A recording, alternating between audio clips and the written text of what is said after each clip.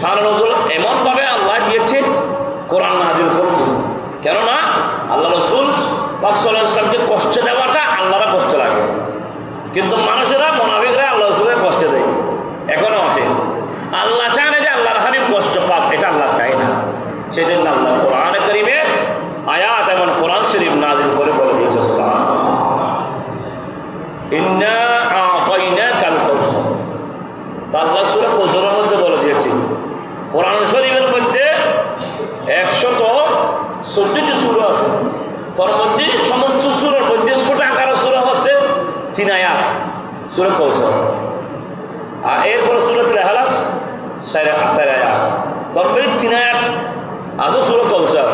ওই সূরা কাউসারের মধ্যে আল্লাহ বলছেন, ইন্না আ'তাইনাকাল কাউসার, হাবিব গো আমি আপনাকে অসংখ্য গুণাবলী দান করেছি। এই অসংখ্য গুণাবলীর মধ্যে যে গুণাবলীর মধ্যে কোনো সীমা নাই, যে গুণাবলী